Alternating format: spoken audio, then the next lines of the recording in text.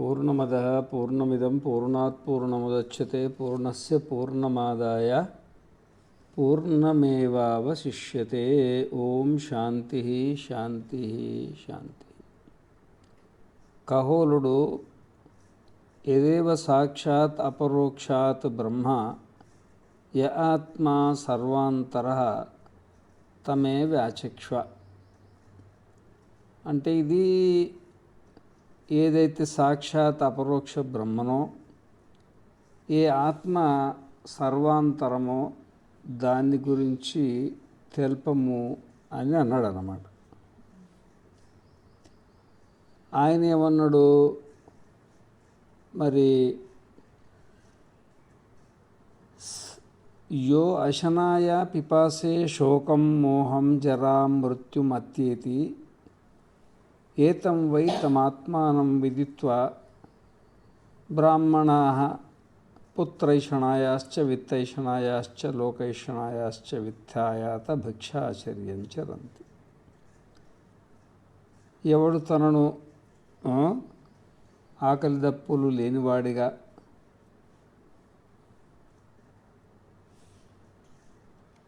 జరామరణాలు లేనివాడుగా, శోకాలు మోహాలు లేనివాడుగా తెలుసుకొని ఈ ప్రాపంచిక కోరికలనంతా వదిలిపెట్టి భిక్షాచర్యం చేస్తాడు. ఈ విధంగా ఆత్మ ఆకలి దప్పులు లేనిదని, సుఖదుఖాలు లేనిదని, జరామరణాలు లేనిదని మనకు యాజ్ఞవల్క్యుడు చెప్పిండు అన్నమాట. అయితే మరి ప్రపంచంలో కనబడుతున్నాయిగా సుఖదుఖాలు మనకు ఉన్నట్టు అనుభవానికి వస్తుంది. ముసలితనము, చావు తనకున్నట్టు అనుభవానికి వస్తుంది. అందుకే కదా నేను ముసలోడిని అవుతున్నాయిగా, ఇక నేను చచ్చిపోతా అంటాడు కదా మనిషి. మరి ఆకలి దప్పులు, నాకు ఆకలి అవుతుంది, దప్పికేస్తుంది అంటాడు. ఆ విధంగానే మరి నాకు ఇప్పుడు చాలా బాధగా ఉంది, నాకు సుఖంగా ఉంది, సుఖ దుఃఖ ఇచ్ఛా ద్వేష ప్రయత్న ధర్మాలని వ్యక్తం చేస్తాడు అన్నమాట. మరి ఈ ప్రపంచంలో రకరకాలు కనబడుతున్నాయి కదా. మరి ఇట్లా ఉన్నాయని వీళ్ళు కూడా అనుకుంటున్నారు కదా. పాములో తాడులో పాము మాదిరిగా, ముత్యపు చిప్పలో వెండి మాదిరిగా, ఆకాశంలో మైల మాదిరిగా మరి ప్రపంచం ఉన్నది అని అంగీకరించినప్పుడు, మరి శరీరానికి ఆత్మ ఉన్నదని అంగీకరించాలిగా. ఒక్కొక్క శరీరంలో ఒక ఆత్మ ఉన్నదని అంగీకరిస్తే, ఇప్పుడు నీ శరీరానికి నువ్వు ఆత్మ, నా శరీరానికి నేను ఆత్మను, ఎవరి శరీరానికి వాళ్ళు ఒక ఆత్మ. ఎన్ని శరీరాలు ఉంటే అన్ని ఆత్మలు. జనన మరణ కరణానాం ప్రతినియమాత్ అని అయుగపత్ ప్రవృత్తేశ్చ పురుష బహుత్వం సిద్ధం.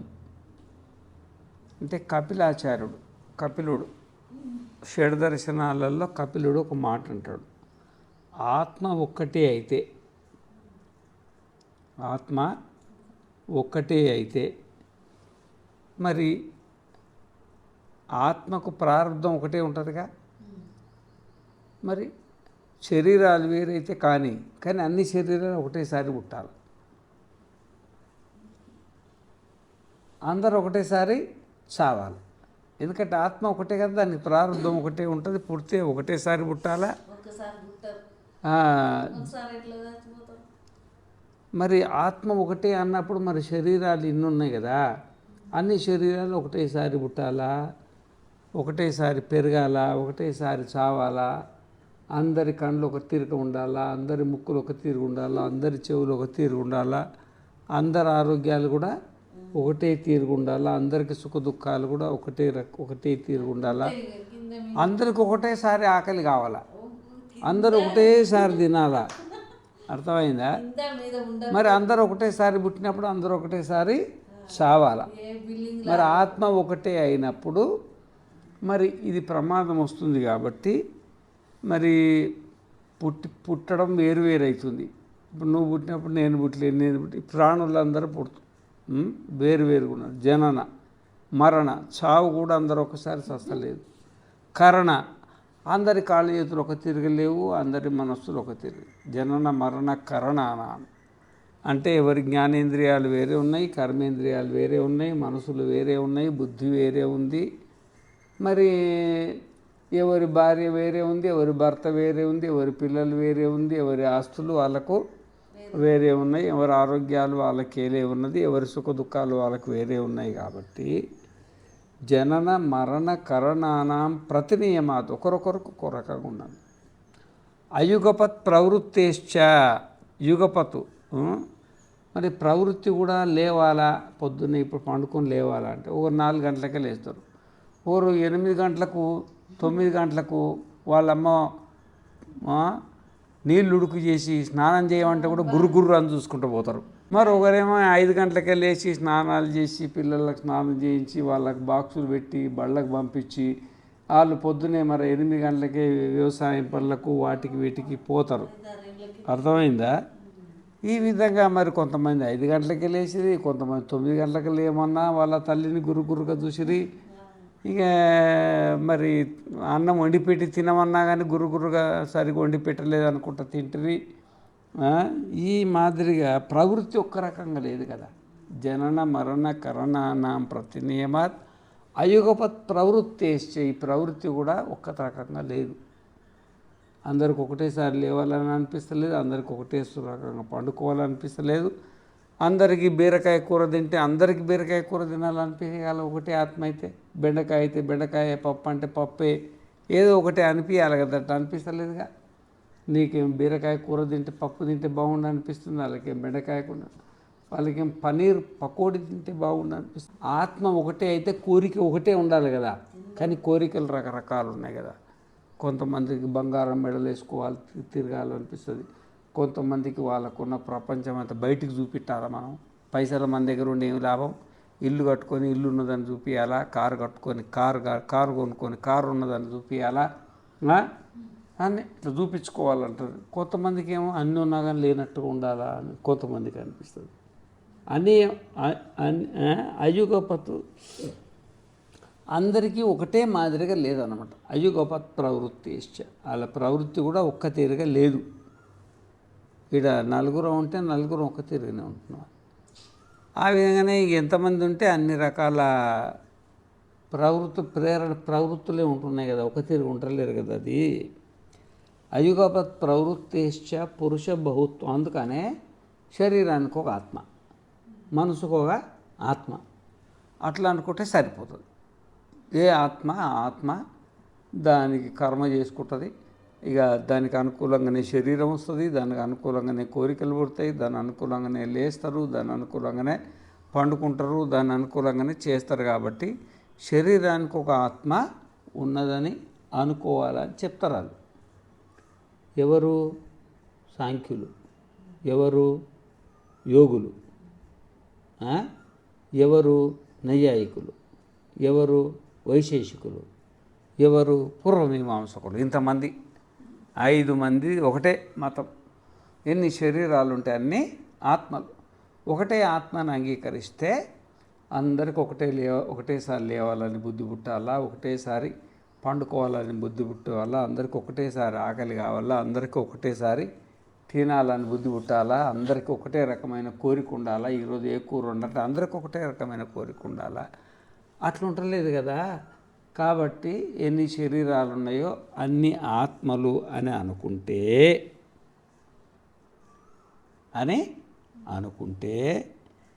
వేదము దానికి విరుద్ధంగా మాట్లాడుతుంది. ఏకమేవాద్వితీయం బ్రహ్మ, ఉండేది ఒకటే ఆత్మ. అది ఛాందోగ్యోపనిషత్తు 6:2-1 ఉందన్నమాట.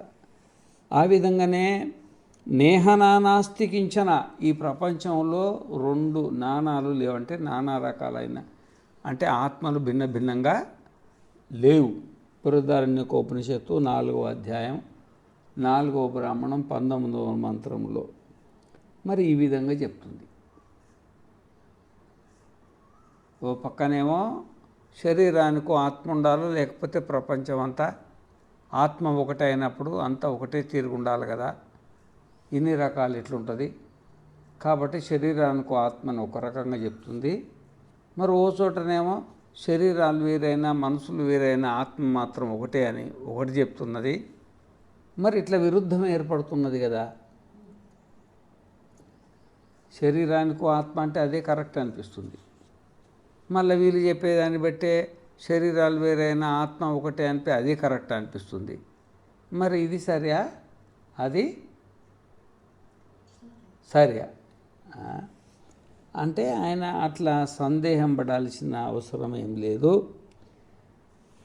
సలిల ఫేన దృష్టాంతేన పరికృతత్వాతో మృదాది దృష్టాంతైశ్చయదాతు పరమార్థ దృష్ట్యా పరమాత్మ తత్వాత్ శృతి అనుసారిభిః అన్యత్వేన నిరూప్యమానే నామరూపే మృదాది వికారవత్ వస్త్వంతరే తత్వతో నా స్తః సలిలపేన ఘటాది వికారవదేవ తదపేక్ష ఏకమేవాద్వితీయం నేహనా నాస్తి కించన ఇత్యాది పరమార్థ దర్శన గోచరత్వం ప్రతిపద్యతే. ఇప్పుడు నీళ్ళు ఉంటాయి కదా, సలిల ఫేన అంటే నీళ్ళల్లో బుడగలు, నీళ్ళల్లో బుడగలు అంటే ఇప్పుడు పొలాలకు నీళ్లు పెడతారు కదా, నీళ్ళు పెట్టినప్పుడు ఆ పైన నీళ్ళు కింద మళ్ళెకు దూకుతాయి. కింద మళ్ళెకు దూకినప్పుడు ఒక చిన్నది ఒక గండి పెడతారు దానికి, ఆ గండి నుండి దూకుతుంటాయి. ఆ దూకినప్పుడు ఆ నీళ్ళల్లో కొంచెం మట్టి అయి భాగం కలిసి ఉంటాయి కదా, నురుగు వస్తుంది. ఇంత నురుగు ఉంటుంది అన్నమాట, ఇంత నురుగ. ఇప్పుడు ఆ నురుగు అంటారా నీళ్ళు అంటారా? నురిగి అంటాం. ఎంతమంది పిలిచినా నురిగి అంటాం. కానీ ఆ నురుగును పక్కన పెట్టి కొంచెం ఇట్ట చిలికినామనుకో, ఆ నురుగు అంతా పోయి ఏమవుతుంది? నీళ్ళే అవుతుంది. నీళ్ళే నురుగు మాదిరిగా కనబడుతుంది.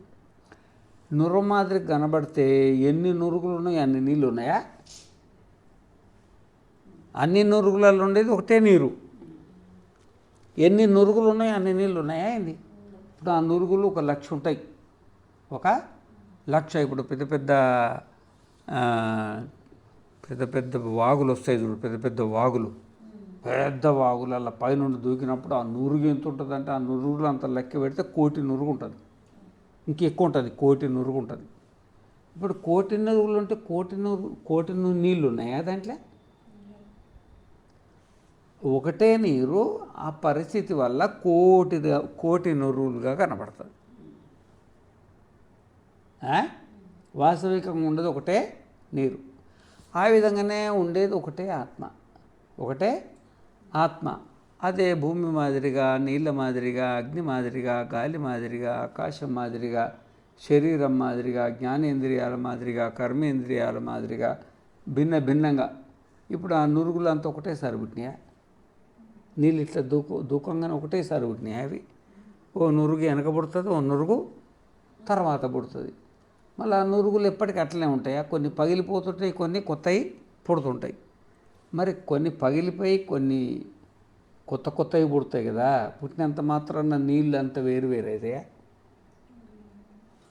ఒకటే నీరు, ఒకటే నీట్ల నురుగులు మరి అనేకంగా పుడుతుంటాయి, అనేకంగా లయం అవుతుంటాయి, అనేకంగా కొన్ని తాత్కాలికంగా వర్తమానంలో ఉంటాయి కదా. ఉన్నంత మాత్రాన నీరు వేరు అని చెప్పడానికి వీలవుతుందా? కాదు కదా. అదేవిధంగా మరి మట్టి ఉంటుంది. ఆ మట్టిని తీసుకొని భూమి మీద ఉన్న కుమ్మరోళ్ళందరూ కలిసి కుండలు చేస్తారు. అన్ని కుండలలో ఉండేది ఏంది? మట్టే కదా. కానీ అన్ని కుండలు ఒకేసారి పుట్టినాయా? ఒకటేసారి పగిలిపోతాయా? అన్నీ ఒక తీరుకుంటాయా? కుండలన్నీ ఒక రకమైన కుండలు కూడా ఒక తీరుగుండయి, కొంచెం అన్న తేడా వస్తుంది.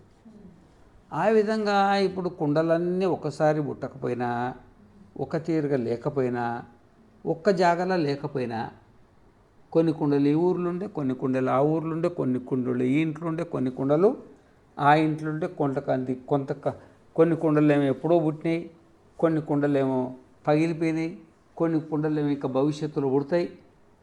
ఇప్పుడు పెళ్ళిళ్ళు అప్పుడు కొత్త కుండలు చేస్తారుగా, మరి ఇప్పుడు అది భవిష్యత్తు కుండలు ఉన్నాయి, ఇంకా పుట్టలే. ఎందుకంటే ఆయన పెళ్ళి నిశ్చయం కాలే, పిల్లలు ఇంకా 6 ఏళ్ళు 7 ఏళ్ళే ఉన్నారు. 20 ఏళ్ళు 25 ఏళ్ళు 30 ఏళ్ళు పెళ్ళికి అనుకున్నప్పుడు మళ్ళీ కుమ్మరాయనకి చెప్తారుగా, మా ఇంట్లో పెళ్ళి ఉన్నది, ఇన్ని కుండలు కావాలా అన్ని కుండలు కావాలని చెప్తారుగా. దేవాలయాలు ప్రతిష్ఠ చేసేప్పుడు మరి మృత్తికలు అన్నీ పెడతారు. మృత్తికలు ఏంటో కృత్తికలు ఏది అంటారు, అవి 32 గురుగులు పెడతారు. 32 54 వాడు ఆ ఊర్లో కుమ్మరాయన చెప్తాడు. మా ఊళ్ళో ఇప్పుడు ఇంకా 2-3 నెలల తర్వాత మాకు పెళ్లి ఉన్నది, యజ్ఞం ప్రతిష్ట ఉన్నది, లేకపోతే దేవాలయం ప్రతిష్ఠ ఉంది, నాకు ఈ సైజు గురువులు ఇన్ని కావాలా, ఈ సైజు గుడులు ఇన్ని కావాలా, ఈ సైజు కుండలు ఇన్ని కావాలని ముందే చెప్తే వాడు ముందు తయారు చేసి పెడతాడు. అవి భవిష్యత్తులో రాబోయే కుండలు. కొన్ని ఆల్రెడీ ప్రతిష్టలు అయిపోయినవి ఉంటాయి. ఆ కుండ పుట్టింది, పెరిగింది, చచ్చిపోయింది. ఆ కుండలు ఏడుంటాయి? ఉంటాయి కదా.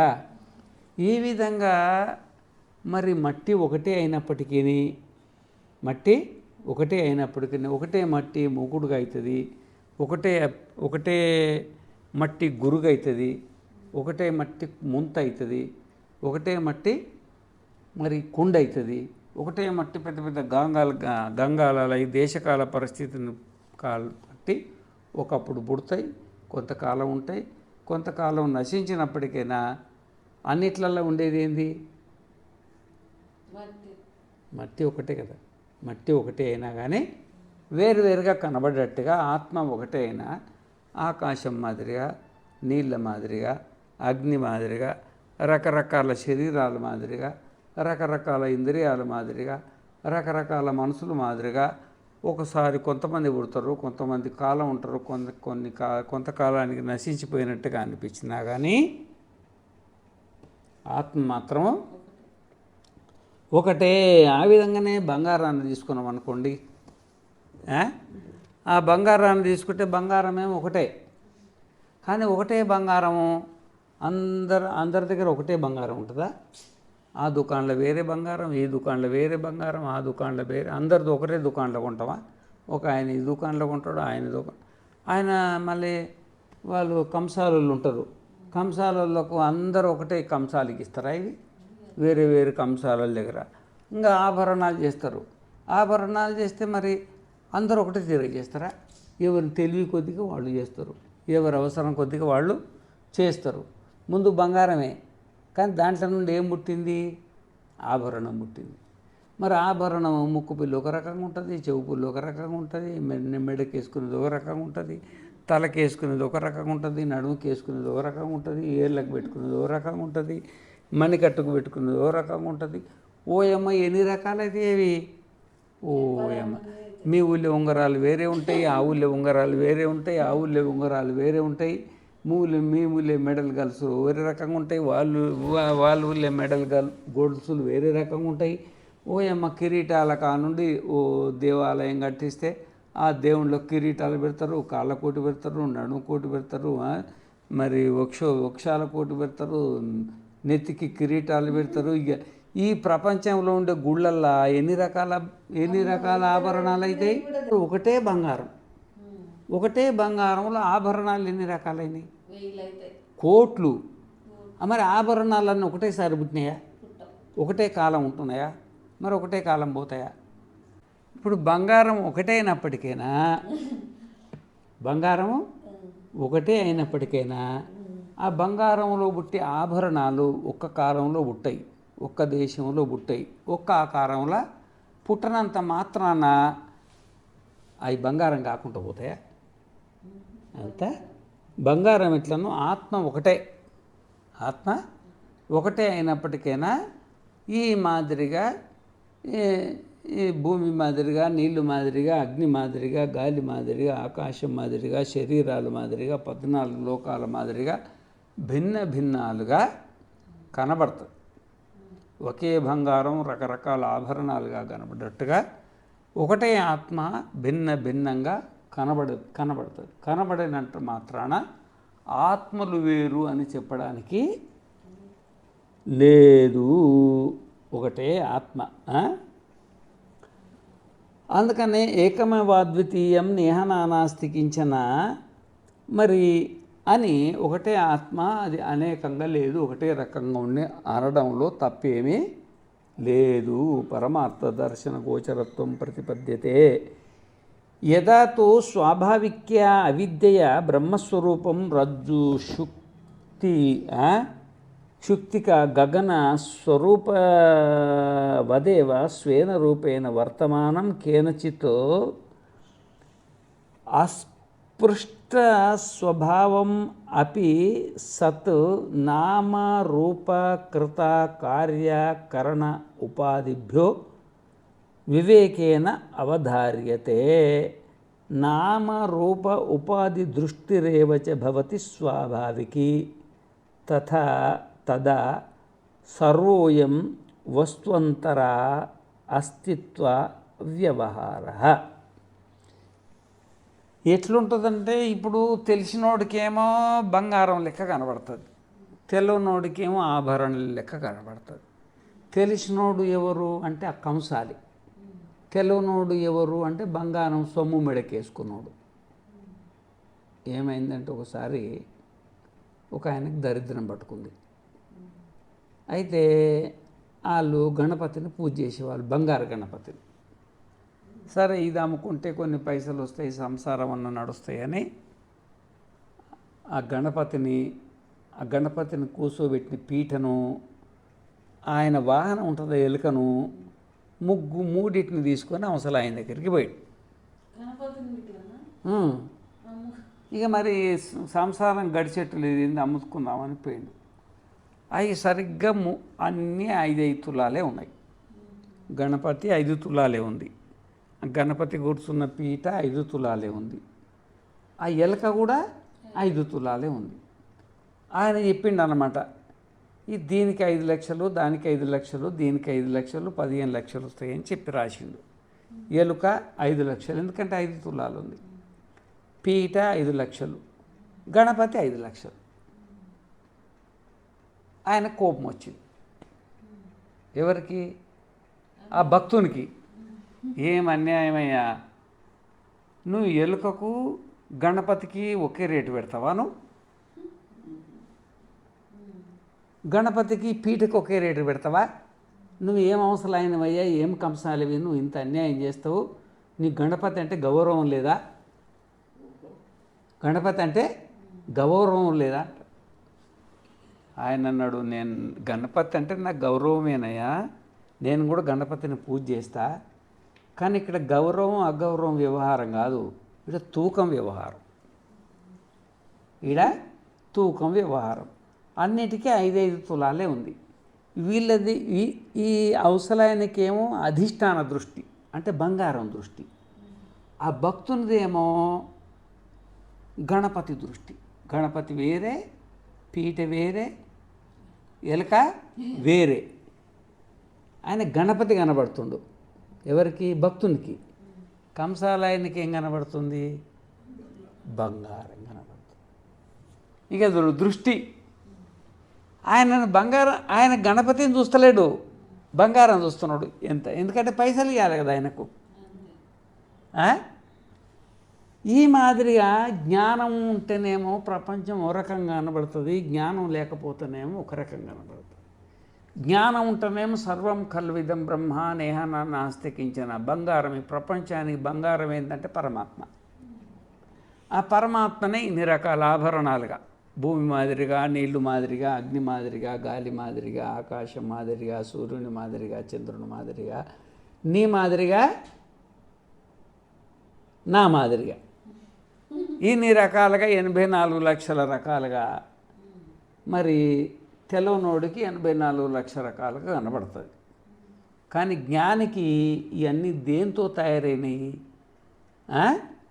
అది ఏకమేవాద్వితీయం నేహ నానాస్తి కించన. ఏకమేవాద్వితీయం బ్రహ్మ, ఒకటే పరమాత్మ ఈ మాదిరిగా కనబడుతుంది. జ్ఞాని దృష్టి వేరు, అజ్ఞాన దృష్టి వేరు. జ్ఞానికేమో అంత పరమాత్మ కనబడుతుంది, అజ్ఞానికేమో అంత ప్రపంచమే కనబడుతుంది.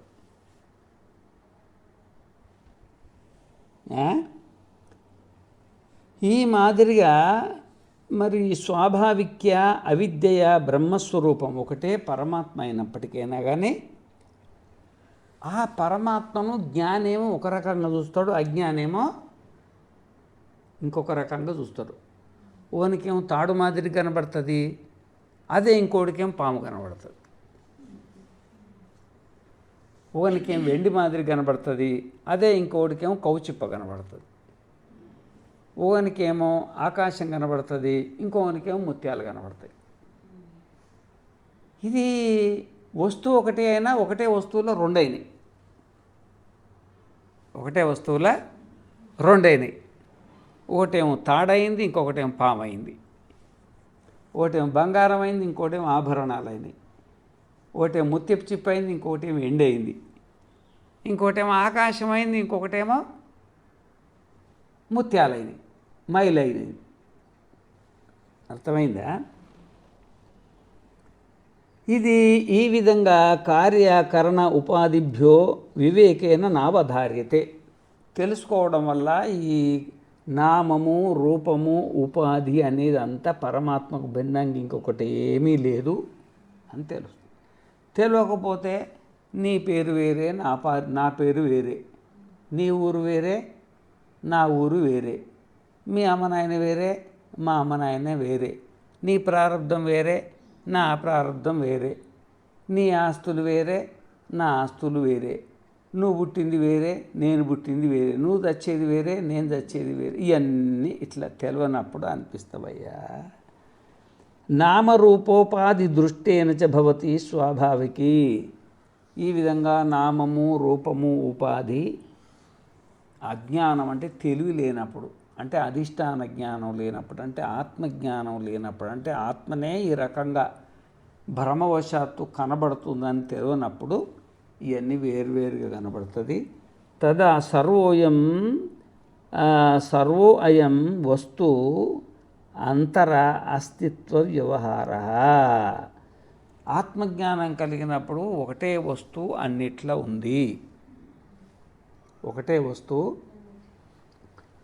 అన్నిట్లో ఉన్నది అని అనిపిస్తుంది అని చెప్తున్నాడు అన్నమాట. అంతేనా? తెలిసినప్పుడు ఒక రకంగా అనిపిస్తుంది, తెలియనప్పుడు ఇంకొక రకంగా అనిపిస్తుంది. తెలియనప్పుడేమో పాము అనిపిస్తుంది, తెలిస్తే ఏమనిపిస్తుంది?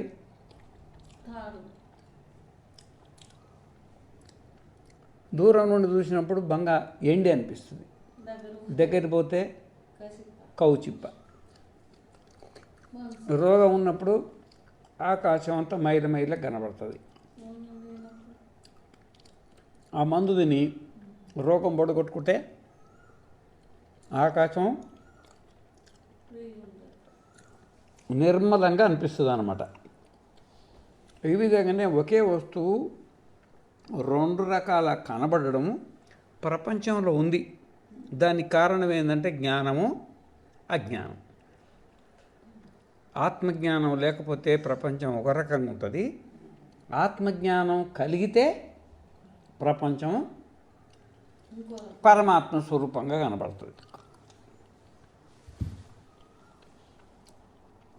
కాబట్టి ఈ విధంగా ప్రపంచం రెండు రకాలుగా కనబడడం అనేది సహజమే. దీనికి కారణం ఏంటంటే జ్ఞానము అజ్ఞానం.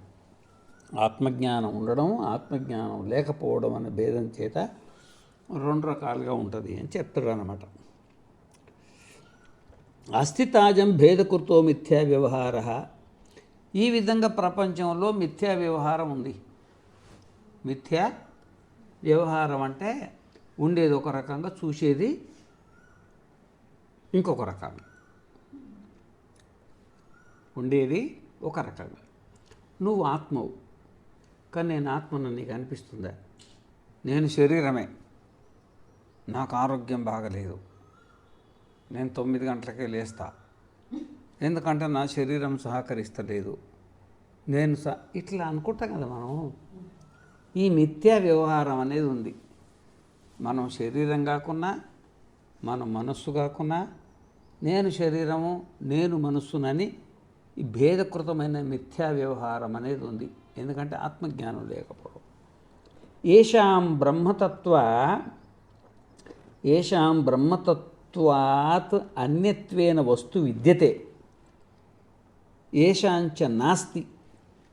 అంటే కొంతమందికి మరి ఆత్మ వేరే రకంగా, బ్రహ్మతత్వాత్ అన్యత్వేన, ఆత్మ వేరు, మనస్సు వేరు, శరీరము వేరు, ప్రపంచం వేరు, దేనిపాటికి ఉన్నాయి, అన్నీ కలిసి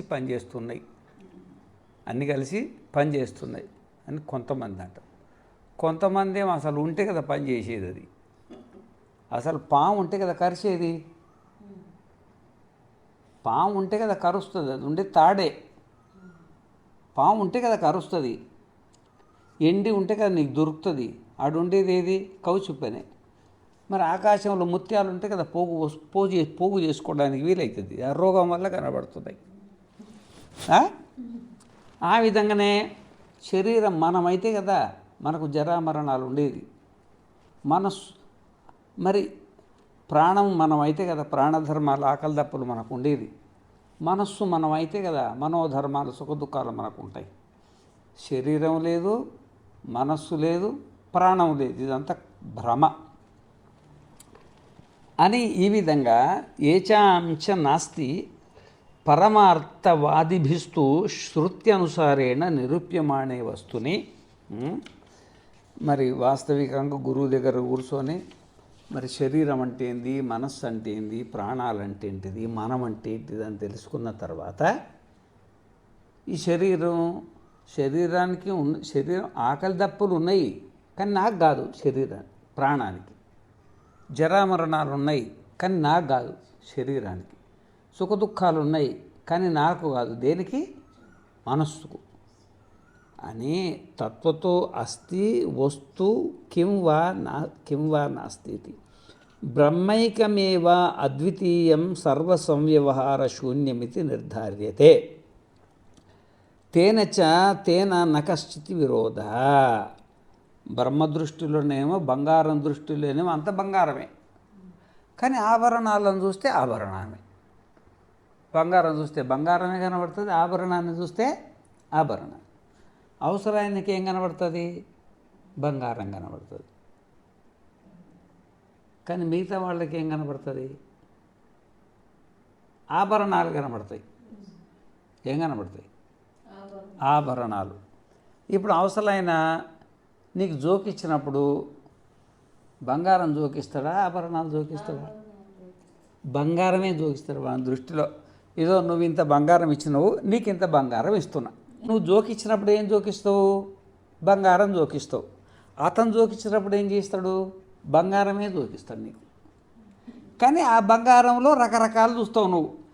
ఇదే బంగారంలో ఓహో ఈ బంగారం 1 కిలో బంగారం ఆయన పెళ్ళికి నేను జోకిచ్చిన, ఈ బంగారం ఆ బంగారంలో 1 కిలో బంగారంలో ఇదో గిది ఉంగరాలు ఉన్నాయి, ఇదో ఇవి అన్ని రకరకాలు నువ్వు చూసుకుంటావు. దాంట్లో 10 రకాలు కలిసి 15 రకాలు కలిసి కూడా నీకు రకరకాలు కనబడతాయి.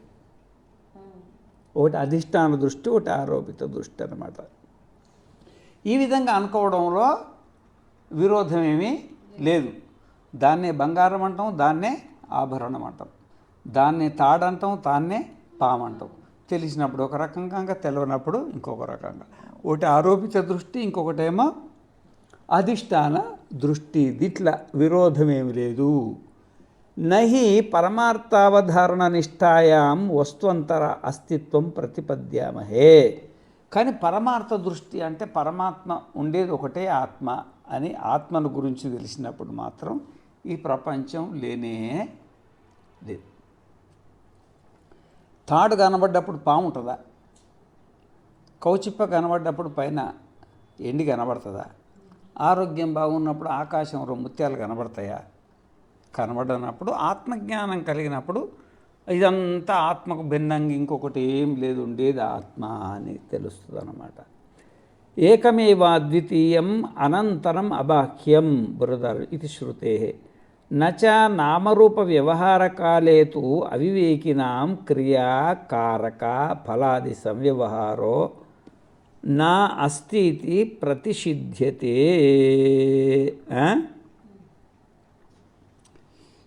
ఈ ఈ విధంగా నామరూప వ్యవహార కాలే. ఇప్పుడు నన్నేమో పరిశుద్ధానంద అని పిలుస్తారు, నిన్నేమో అద్వైతానంద అంటారు, ఆమెనేమో మధులత అంటారు, ఆమెనేమో సమత్వానంద అంటారు. నువ్వు నీ శరీరం పుట్టింది వేరే, నా శరీరం పుట్టింది వేరే, ఇంకా అన్ని రకరకాలు ఉంటాయి కదా. మరి ఈ మాదిరిగా వివేకం లేనప్పుడు నామరూప వ్యవహార కాలే అంటే మనస్సు మనకు సంబంధం అయ్యి మెలుకుంటాం కదా. మెలుకున్నప్పుడు ముందు మనస్సుకు మనకు సంబంధం అవుతుంది, తర్వాత మనస్సుకు శరీరం సంబంధం అవుతుంది, శరీరంతో మీ అమ్మ నాయనతోటి, మీ అక్క చెల్లెళ్ళతోటి, నీ ఊరుతోటి సంబంధం అవుతుంది. అంతే కదా. మెలుకోగానే నేను అని అనిపిస్తుందా? నేను అనిపించినప్పుడు మనస్సు నీకు సంబంధం ఉంది. ఆ నేను అనేది మనది కాదు, అది మనస్సుది. మనదైతే సుషుప్తిలో కూడా నేను నేను నేను అనిపించాలి. అనిపిస్తుందా సుషుప్తిలో? అనిపిస్తుందా? అనిపించదు. నేను అనిపించదు. ఆ మనస్సు తోడైనప్పుడు నేను అనిపిస్తుంది. ఆ నేను అనేది మళ్ళీ శరీరంలోకి వస్తుంది. శరీరంలోకి వచ్చి నేను పరిశుద్ధానందను అని శరీరం మీదకి వస్తుంది. తస్మాత్ జ్ఞానాజ్ఞానే అపేక్ష సర్వ సంవ్యవహార శాస్త్రీయో లౌకికాశ్చ. కాబట్టి జ్ఞానము అజ్ఞానం, జ్ఞానం ఉన్నప్పుడు ఒక రకంగా వ్యవహారం చేస్తారు, జ్ఞానం లేనప్పుడు ఇంకొక రకంగా వ్యవహారము చేస్తారు. జ్ఞానం లేనప్పుడేమో మామూలుగా పామరులు ఉన్నట్టు పామర వ్యవహారం ఉంటుంది. జ్ఞానం కలిగినప్పుడు శాస్త్ర వ్యవహారం ఉంటుంది. అంటే వేదం చెప్పినట్టుగా అంత పరమాత్మ స్వరూపమే అని సన్యాసం తీసుకొని కూర్చుంటాడు. అప్పుడు శాస్త్రీయ లౌకిక వ్యవహారాలు ఉన్నాయి. లౌకికం అంటే జ్ఞానం లేనప్పుడు, ఆత్మజ్ఞానం లేనప్పుడు ఇక నేనే శరీరం అనిపిస్తుంది, నేనే మనస్సు అనిపిస్తుంది, నా పేరు ఇది అనిపిస్తుంది, నా ఊరు ఇది అనిపిస్తుంది, నాకు ఇంత ఆస్తి ఉంది అనిపిస్తుంది, నాకు సుఖము నాకు దుఃఖం ఉందని. ఆత్మజ్ఞానం కలిగిన తర్వాత ఏది ఉండదు. ఇక సుషుప్తిలో ఏముంది? మనస్సు లేదనుకో, శరీరం లేదనుకో, మనస్సు శరీరం మాయమైపోయింది అనుకో, మన స్వరూపంలో మనం ఉన్నప్పుడు, ఇప్పుడు సుషుప్తిలో మన స్వరూపంలో మనం ఉంటాం, సమాధిలో మన స్వరూపంలో మనం ఉంటాం. అప్పుడు మనస్సు మనకు లేదు. మనస్సు లేనప్పుడు ఏమనుందా? ఇంకా ఏది లేదు, ఆడలేదు, మొగలేదు. అందుకే హస్తామలకాచార్యుడు అంటాడు, శంకరాచార్యుడు దగ్గరికి ఆ పిల్లోని తీసుకొస్తే వాళ్ళమ్మ, వాడు మాకు కొడుకున్నాడు స్వామి, ఎవరితో మాట్లాడాడు సరిగా, మరి అందరితో పిల్లలతో ఆడుకోరు, మౌనంగా ఉంటాడు, మరి వీడు ఇట్లా మనుషులలో మన మనుషుల లెక్క లేడు స్వామి, మీరు కొంచెం మంచిగా ఆశీర్వదించండి అని అడుగుతారు అన్నమాట. అడిగితే మరి ఆయన పిలిచి నువ్వెవరు అని అడుగుతాడు, నీ పేరేందని అడుగుతాడు. ఎవరు? ఆ గురువు గారు. అడిగితే ఆయన ఏమన్నాడంటే, నాహం మనుష్యో నచదేవయక్షో న బ్రాహ్మణ క్షత్రియ వైశ్య శూద్రాహ న బ్రహ్మచారి న గృహీ వనస్థో భిక్షుర్నచాహం నిజబోధ రూప అంటాడు. అంటే నేను మనిషిని కాదు, నాహం మనుష్యో అంటే మనిషి అనేది శరీరం కదా. నాహం మనుష్యో, నేను మనిషిని కాదు. నచ దేవయక్షో, నేను దేవతను కాదు, యక్షుని కాదు, అవి కూడా శరీరాలే కదా. నా బ్రాహ్మణ క్షత్రియ వైశ్య శూద్రాహ, నేను బ్రాహ్మణుడి కాదు, క్షత్రియుని కాదు, వైశ్యుని కాదు, శూద్రుని కాదు. ఇప్పుడు బ్రాహ్మణుడు అంటే పుట్టిన తర్వాత జన్మనా జాయితే శూద్ర కర్మణ ద్విజ ఉచ్యతే బ్రాహ్మణ్యం బ్రహ్మ విద్యానాత్ ఇది వేదాంత. పుట్టుక జన్మనా జాయిష శూద్ర, పుట్టుకతోడని ఎవరైనా యజ్ఞోపవిధి చేసుకొని పుడతారా? పిలక పెట్టుకొని పుడతాడా? పుట్టుకతోడనే ఓం భూర్భువస్వ తత్సవితుర్వరేణ్యం భర్గో దేవశ్చ ధీమహి ధియో యో న ప్రచోదయాత్ అని ఆయన కూర్చొని జపం చేస్తాడా? మరి పుట్టుకతోడనే లేచి సంధ్యావందనం చేతుల నీళ్లు పట్టుకొని సూర్యశ్చ మామన్యుశ్చ మన్యుపతయశ్చ మన్యుకృతేభ్యో పాపేభ్యో రక్షంతాం యద్రాత్ర్యా పాపమకారశీన్ మనసా వాచ హస్తాభ్యాం పద్భ్యాం ముద్రైన శిష్ట ఇదం జ్యోతిష సూర్యే జ్యోతిష జుహోమి స్వాహ నీళ్ళు వదులుతారు పుట్టకతోటే అందరూ ఒక తీరుగానే పుడతారు. జన్మనా జాయితే శూద్ర, అడిగి ఏ సంస్కారం లేనోడని. శూద్రుడు అంటే ఏంది? సంస్కారం. కర్మణ ద్విజ ఉచ్యతే.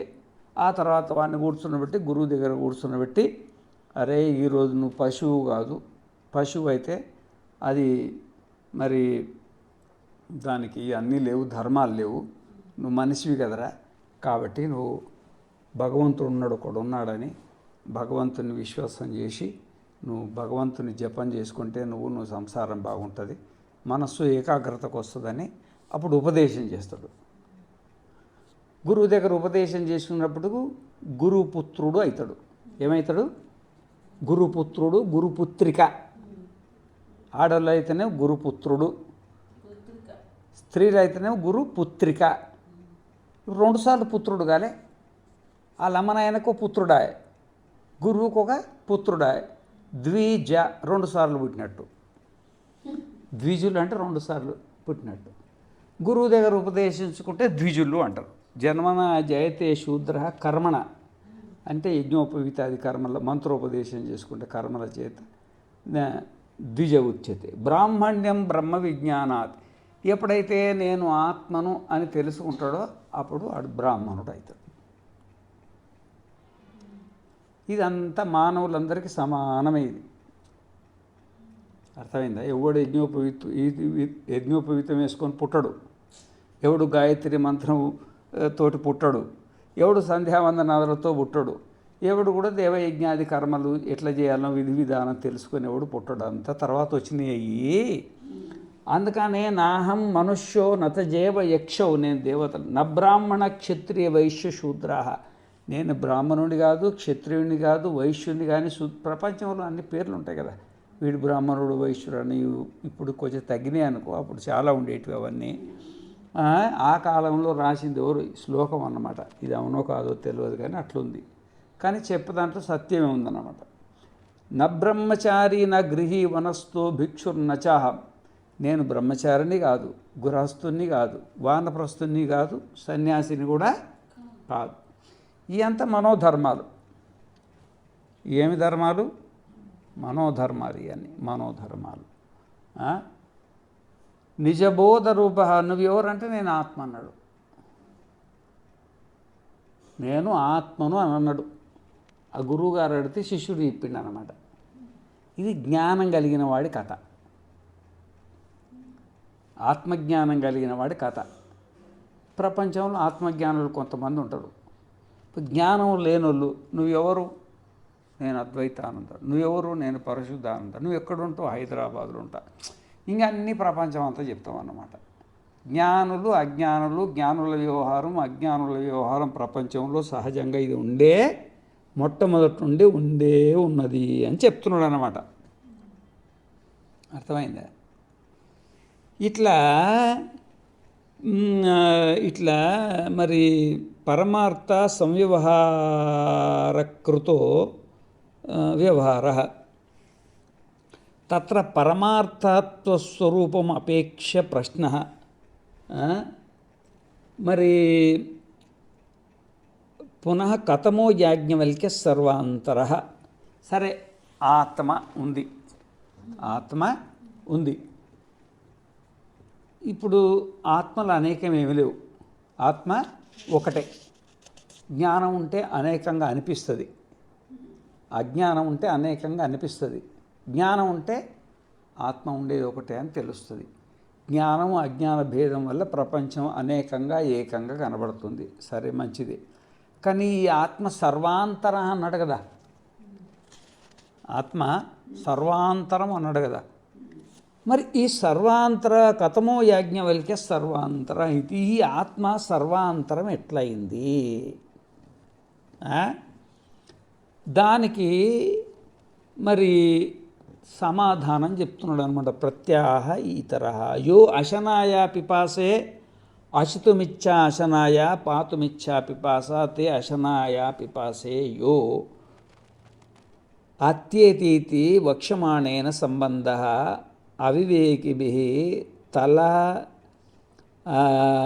మలవదివ గగనం గమ్యమానమేవ తలమలే అత్యేతి పరమార్థతః తాభ్యాం అసంస్పృష్టస్వభావాత్ తథా మూఢైః అశనాయా పిపాసాదిమత్ బ్రహ్మ గమ్యమానమపి క్షుదితోహం పిపాసితోహం ఇతి తే అత్యేతి ఏవం అపరమార్థతః తాభ్యాం అసంసృష్టస్వభావత్వాత్ న లిప్యతే లోక దుఃఖేన బాహ్యః. అయితే ఇప్పుడు ఆకలి అవుతుంది, దప్పిక అవుతుంది అంటాం కదా మనం. ఆకలి అవుతుంది, దప్పిక అవుతుంది అని అంటాం కదా. ఈ ఆకలి దప్పికలు అనేది కూడా ఒక భ్రమ అన్నమాట. ఆకలి దప్పిక అవుతుంది శరీరానికి, ప్రాణధర్మాలు కదా, అయినా మనసుకు తెలుస్తాయి. ప్రాణధర్మాల వల్ల మనసుకు తెలుస్తాయి అన్నమాట. ఈ విధంగా మరి తలమల అనేది ఒక జబ్బు, తలమల. దాన్ని ముత్యాల జబ్బు అని పాతకాలం అంటారు. కంటికి ముత్యాల జబ్బు ఉన్నప్పుడు ఆకాశం నుండి అన్ని ముత్యాలు కనబడతాయి కదా, అది కంటికి జబ్బు ఉన్నట్టుగా మనకు ఆత్మజ్ఞానం లేని కారణాన ఆకలి నాకేస్తుందని అంటాం, ముసలితనము నాకు వచ్చింది అని అంటాం, సుఖ దుఃఖాలు నాకు వచ్చిందని అంటాం. కానీ వాస్తవికంగా అట్లాంటిది ఏమీ లేదు. నలిప్యతే లోక దుఃఖేన బాహ్య. ఈ బయట దుఃఖాలతోటి ఈ బయట దుఃఖాలు మనల్ని అంటవు అని కఠోపనిషత్తు కూడా చెప్తుందన్నమాట. మరి మిగతాదంతా రేపు చెప్పుకుందాం, ఇంకా కొంచెం ఉంది. పూర్ణమద పూర్ణమిదం పూర్ణాత్ పూర్ణముదచ్యతే పూర్ణస్య పూర్ణమాదాయ పూర్ణమేవ అవశిష్యతే. ఓం శాంతి శాంతి శాంతి.